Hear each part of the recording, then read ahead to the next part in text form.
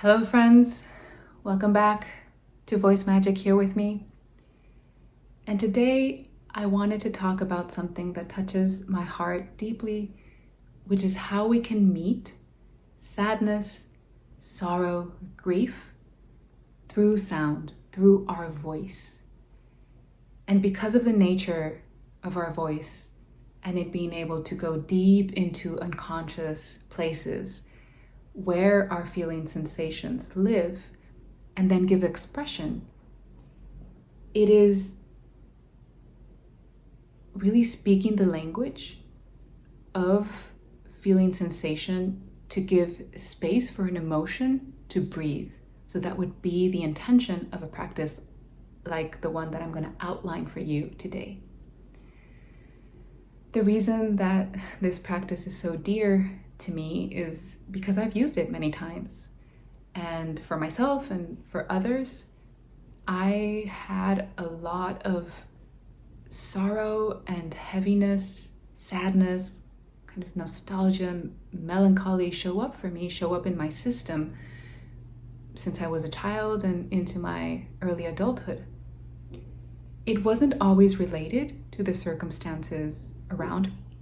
It was just something that would come up. And I needed to learn ways to work with it, to meet it where it was at, not always knowing the what, why, when, where, how. And it turns out that was actually pretty useful for me. It liberated me from having to have all those reasons or ideas about it, and just learning to be or meet the emotion in its own vibrational language. So that is the practice that I would like to outline for you today. We want to start with landing deeply in the body. So touching in with your feet, whatever is underneath, holding them, or your legs if you're sitting down, or the entirety of your back if you are lying down. Just taking a moment to breathe into that support that is always there, that extension of earth energy.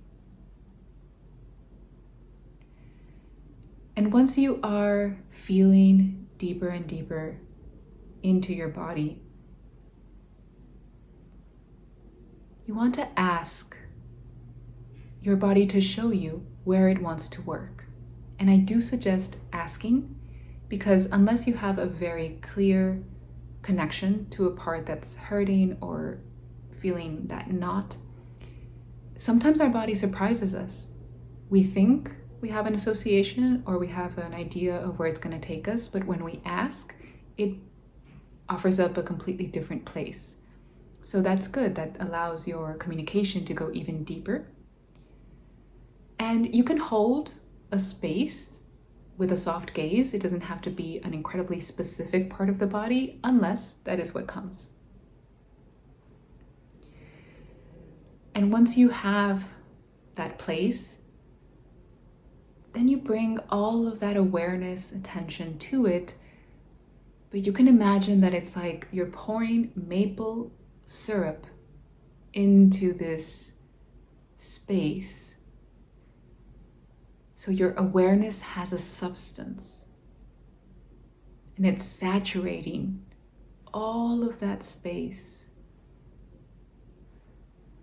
that is you, and it's pulsing as you as well. And you spend time letting that awareness go into every nook and cranny. And then you can begin to ask a few questions, and these are all sensory-oriented questions. So you can ask, do you have a temperature? Cold, medium, hot? Do you have a color you want to show me? Do you have a shape? Are you moving? Are you still? Do you have a texture? Is it smooth? Is it jagged?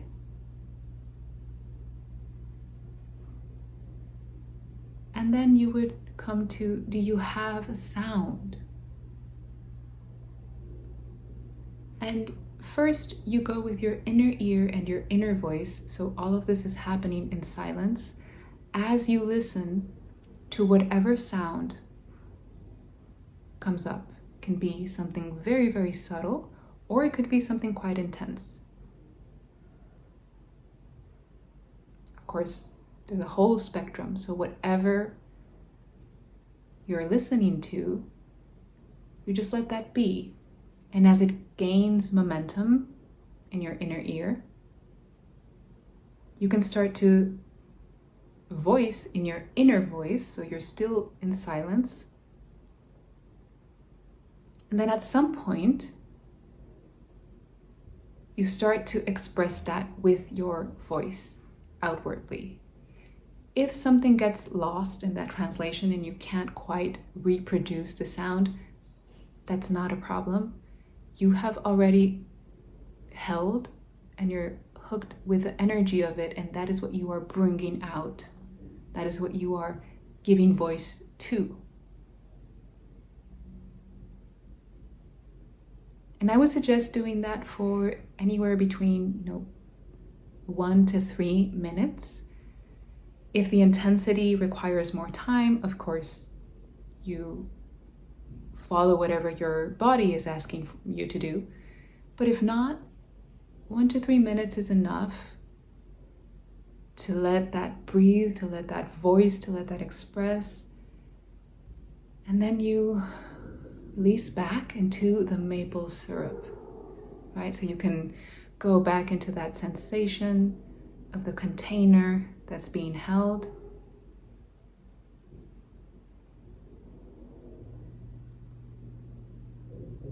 And that open space, you can be with it in silence, or you can bring in a sound as if it were, a small child that you want to sing a lullaby to. You can bring in a humming or an ah, which is that pure vowel that we associate that's so connected to the heart, or even a mantra.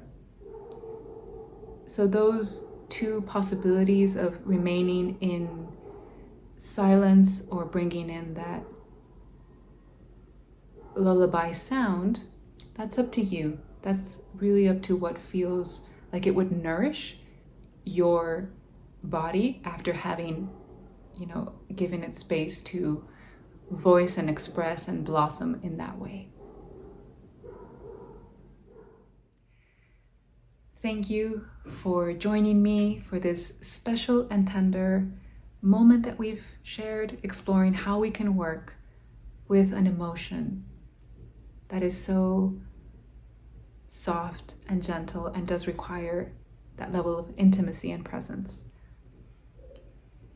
And if you need any extra support, I'm realizing that the free voice magic warm-ups that I have available through my newsletter, you can go to my website and sign up and get access to those, also work really well as close downs or containers after a practice like the one that I've outlined. So I will put that link in the description box for you in case you want to have a look at those.